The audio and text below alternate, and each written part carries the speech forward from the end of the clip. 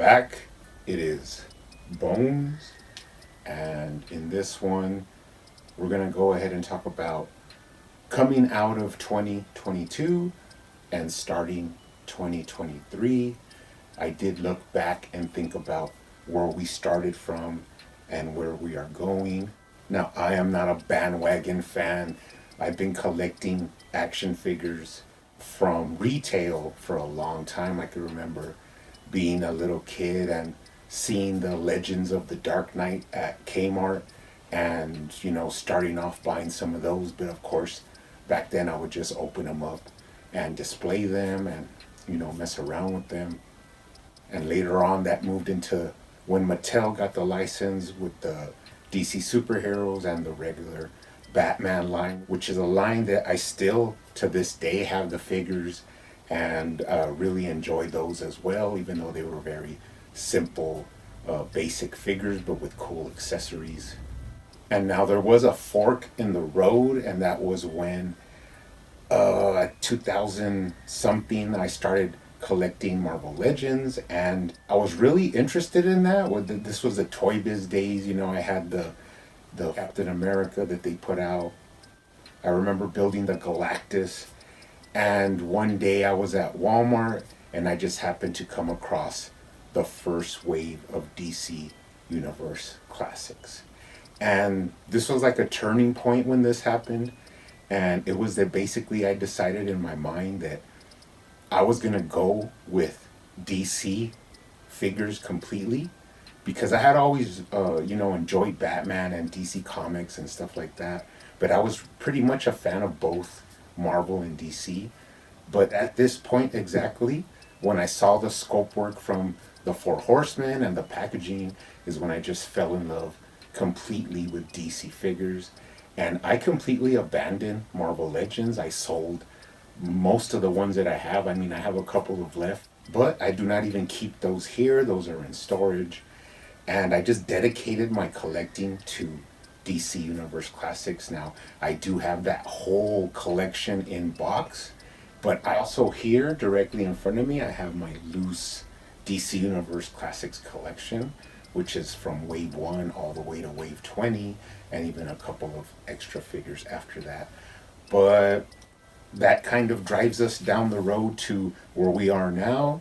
Now, Mattel lost the license, and I remember being there when it was announced that McFarlane would receive the DC license.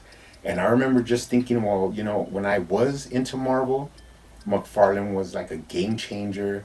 Now I vaguely remember the Spawn stuff, like the 5-inch stuff. Like I did see it, but I didn't really have too many of those. I think I had a Violator and the original Spawn one, but didn't really go too deep into all those toys like a lot of people nowadays do. So although I did like Todd McFarlane's art, I never really got deep into like collecting Spawn stuff. But every once in a while when I would see like the what was it called, the covers or something like that, I would buy those. I remember buying the Armored Up Spawn and the Gunslinger Spawn. I still have those to this day, but I just never was a completist of the Spawn line, but I did enjoy it.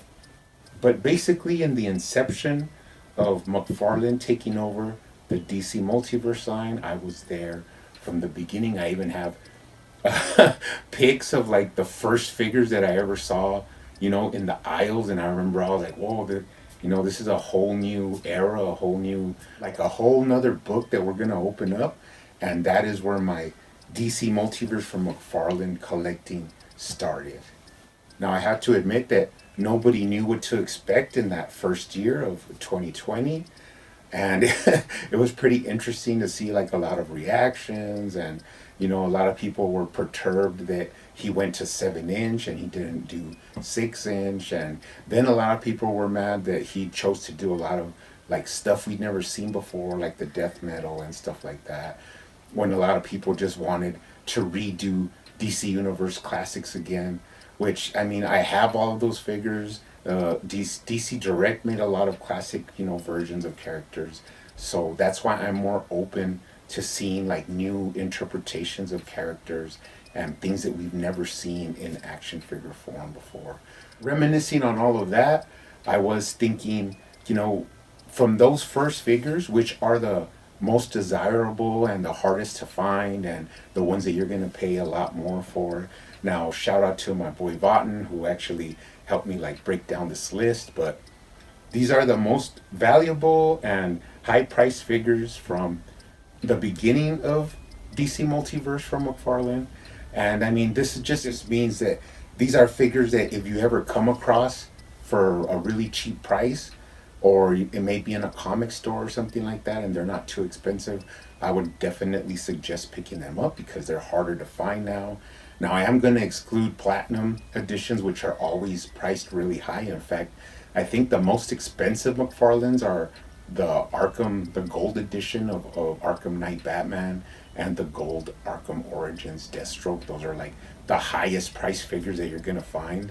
But even later on, like the Justice League Batman with the goggles up and the silver Gorilla Grodd, all of those figures are, you're never going to get them for retail again. They're always going to be highly priced. So I'm not going to go into those. I'm going to go more into like standard releases or like, you know, just single box versions. And I'm also not going to put mega figs or build-a-figs because those are the same. They're always like a pretty penny online. They could go anywhere from $50 to $100, just depending on which, you know, mega fig or build-a-figure that it is. And also, I'm not going to really delve into like recent gold labels, which we know that people are, you know, going crazy and paying crazy prices just to get them, especially like the Asbat and the Parallax and even the recently released ones like Eradicator. I'm not going to get into those because those could eventually go down in price, and we still need to give it a little bit of time to breathe and see which ones actually in the end are more sought after. But I'm going back to 2022 in that time frame, and we're going to look at the top 10 most sought after and valuable figures from McFarlane's DC Multiverse. Now, coming in at number 10 is actually one of my favorite figures, and also it is a relic now because it is one of the figures that originally came with firearms, which of course Warner Brothers does not allow anymore. But that is going to be Thomas Wayne from Flashpoint.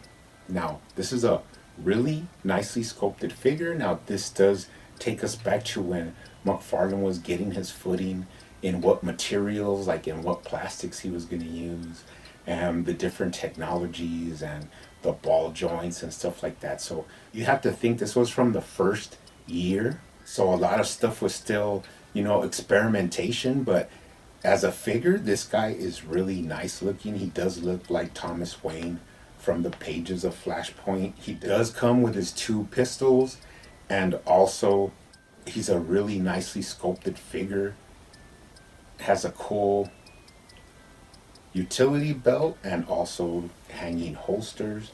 So I mean, right now this one isn't super rare, but he is, you know, going up in price. But I would say about between $30 and $50 you could probably pick him up, depending if you want him loose or in box. But yeah, I mean, $30-$50 isn't too much, but he is a more sought after figure. Pretty cool. Thomas Wayne Batman from Flashpoint. And then coming in next, we have Arkham Origins Deathstroke, the, you know, standard version. Now, this is another one that at first people really were kind of like on the fence about, and they weren't sure, you know, how valuable he was going to be. But right now you're looking at around $40 to $60. Once again, depending on if you want it loose or in box. But really nice figure. What holds this one back, of course, is the range in the articulation, and the plastics that they use were still kind of like a harder plastic, and of course the ball joints. But all in all, as a figure, he's really nice to look at. Came with a pretty cool sword accessory, and before they completely banned guns, he has a gun, but it is like unremovable from the holster. But for some reason this guy is being more sought after, so if you come across him for a better price, go ahead and pick him up. Now next up we do have the Sky Tyrant Now, this was from the Merciless wave, and nobody really knew what to think about this guy. I mean, he was like kind of a version of the Batman Who Laughs, which is another. No, he's not too rare, but he did come out in the first year from McFarlane. But for some reason, this guy has really become kind of pricey. You are looking at about between $40 and $80, depending if you want them in the box to get that build a piece of Merciless, or if not loose. You might find him sometimes kind of cheap, but it's pretty rare. And I mean, I think a lot of people use these wings that are really articulated. They use them for, customs and stuff like that. So that's probably a reason why he's, become pretty expensive. But that's another figure that if you come across for a good price, I would highly suggest that you pick him up, and that is the Sky Tyrant, a version of the Batman Who Laughs. Now, up next, we do have the Rebirth Flash. Now, this is kind of a surprise because I actually remember seeing this guy like all over Walmart, and I saw a bunch of them at Target one time. I do have my mint in box one, and I also have this one, so I'm good. But a lot of people are now looking for this one. He does go for about 50, $60. That's loose, or even in box, it's kind of the same. But I mean, this is the original for that, Flash body that's been used about 4 or 5 times now from McFarlane. A lot of people were kind of iffy on this guy because of the face sculpt, but I come to love him, and he's really posable. That's one thing about this figure, is that people kind of underestimate the posability of this one, but he's an awesome figure to have. So if you come across him cheap, I would suggest you pick him up, at least just to have him in your collection. Now, coming up next, we have actually my favorite McFarlane figure. I always, prop this guy up. He is one of my favorite figures. Now, this is the Grim Knight, which is kind of a slash Punisher Dark Knight version. At one point, he was the Batman Who Laughs, right hand muscle. I actually have 6 of these. I have 2 in box, and I have 4 loose. That's just how much I really liked this figure when it first came out. And I remember thinking, I never heard about this character. I never knew anything about this character. But when I saw him, I definitely knew I wanted him. So I remember I ended up pre-ordering 2, and then I pre-ordered another 2. And I was like, when 2 ship, I'll just cancel the other one. And I ended up not canceling them, and I just got all 4. And then later on in time, on online, I ended up ordering, 1, but he didn't have his like gun pack. And then I ordered another one. I think it was like $20, and it just happened to like pop online like in the middle of the night. And I was like, $20 for a Grim Knight, I'll pick it up. But later on, he would become, one of the more sought after figures. I mean, they would not make this figure right now in the DC Multiverse line because he's just, filled to the brim with guns, definitely armed to the teeth. Now, you can maybe get them for about 50 loose, but when you go up to in package, you might be looking at 70 to 80. I've even seen them, on there for $100. But that is the Grim Knight. He's an awesome looking figure. The head sculpt's, a little bit weird, but you get used to it, and it does, give you a different version of the Dark Knight. So that is the Grim Knight from McFarlane. Now, next up, we have the original Nightwing released from McFarlane. It was known as Better Than Batman. Now, this is Dick Grayson. I always liked this figure because of the physique that they gave him, which was a more leaner, trimmed down physique. It wasn't like in DC Universe Classics where they just used the regular Batman mold and that was your Nightwing. This one was actually sculpted out to be, the real Dick Grayson body type. And for some reason, he used to be, more abundant. But right now he is going for about the same as Grim Knight, which is between $50 and $80, all depending if you want them loose or in box. Now they have released, a couple of versions of this body, but it still does not take away that people are still looking for this original release from McFarlane, and that is Nightwing. Pretty awesome, a cool figure. He comes with his batons. I remember I was really stoked that you could like store them on his back. That was like a main feature. And you got to think this was like the third or fourth figure that I saw that was coming out from McFarlane when the line started. So that's an awesome, awesome, beautiful figure. And up next we have kind of a newer figure, but he is still like getting more sought after. And this is the Arkham Knight Batman. Now this is another one that I never. Now this is one that I never really saw in stores, but I do have three of these. I actually have two in box, and then I have this open one. But since I'm not really a big like gaming verse figure guy, I mean I do enjoy them for what they are, but I'm just those aren't just like my favorite ones. They don't do it for me. But I do enjoy them, and I love having them in the collection. Now this guy is for some reason getting kind of pricey. So if you ever come across him, you might want to pick him up. I think I've seen him for something more like $60 to $80 for the same thing, depending if you want them loose or in box. But $80 for one figure is, getting up there in price. But this is another one that's beautifully sculpted, has a lot of detail, came with a ton of accessories. And if you could find them for cheap, I would definitely say to go ahead and scoop them up. That is the Arkham Knight Batman. Now this next one is kind of funny to me because I remember telling myself that I would never buy multiples of this guy, and that is the CW Green Arrow.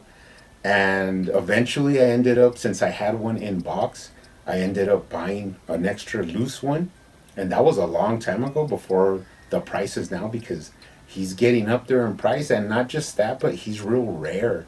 I don't know, because nobody bought him, but it's really rare to see him actually go up online. But you're still looking at $60 to $100 to get this guy. Kind of cool because he did come with his compound bow and some arrows and his quiver. But this is one of the ones where you could really tell that the materials they used and the articulation is just not there yet. But he's still a pretty cool figure to have on the shelf. And if you ever come across him, go ahead and pick him up. He is definitely becoming more and more rare. That is the CW Green Arrow figure. Now we're almost to the end, but this is one of my favorite figures, and he is definitely becoming very sought after, and that is the comedian Joker from the Three Jokers. Now the other Jokers were standard releases that were everywhere. This at first was a GameStop exclusive. I did pre-order two of these, so I do have one in box, and then I have this one. But a lot of people like him because of the way he looks like the Killing Joke Joker. He came with a cool camera. I gave him a custom weapon. But I don't understand people that say, oh, well, the trench coat like limits his articulation. This guy doesn't need to do nothing but be on your shelf and look menacing. He is an awesome figure. It does not matter what people say about the trench coat. Now, could it have been executed differently? Well, of course, but hindsight is 2020, and this figure is really expensive. And he has the same problem that the Green Arrow has, and that is that you don't really see a lot of them come up anymore. So you'll be hunting and hunting online, and you just will never see them unless you're looking at $60, $70, $80 to get this guy. So you snooze, you lose. If you don't have a comedian Joker, I feel kind of bad for you because he is an awesome, awesome figure from McFarlane. Pretty cool Joker figure. And finally, we're at the top. This is the most expensive, most sought after figure. Now this is kind of weird because there is a version that is the expensive one, but you can still get them for cheaper. Now this is going to be the Rebirth Red Hood. Now he is also from when they still were allowing McFarlane to have weapons, but I do not care what anybody says. This is the quintessential version of the Red Hood. Of course, they have the Three Jokers Red Hood. They have the new Arkham one. they do not hold a candle to this one. This is like what you think of when you think of the Vigilante Red Hood. Awesome candy apple painted helmet. I mean, he has his guns, the sculpt work, the militaristic style of the boots is just awesome. Classic figure, but here is the thing. Now, he was released also in a 2-pack with the red version of Nightwing, and you can get that one loose. Loose, you can't tell which one's which, actually, but loose, you could get this guy maybe between 40, 50, $60. But if you want the one that's in package, that's a single release, which is, the one that I'm talking about, because I don't even own one of these. I waited too long, and by the time I really wanted to buy one, they were like going way out of price. But right now you're looking at easily $80 to $100 to get the single release in card version of the Red Hood. And that's just like, the pinnacle of what I'm willing to pay for one figure is $100. But eventually I'm pretty sure I'm going to do it. As soon as I get one that's, maybe even $20 cheaper, I'm probably going to jump on it, because I do want that single carded released version. I just have to have it for my collection. But he's still a beautiful figure. And even the regular standard version that would be loose is hard to come by now. So if you run across any of these figures in the wild, or any of these figures at a convention or online, I would suggest picking them up, because they are some of the most sought after original releases from McFarlane. But anyways, guys, that's it for now. You guys keep hunting out there, keep collecting, keep customizing, and I will see you on the next one.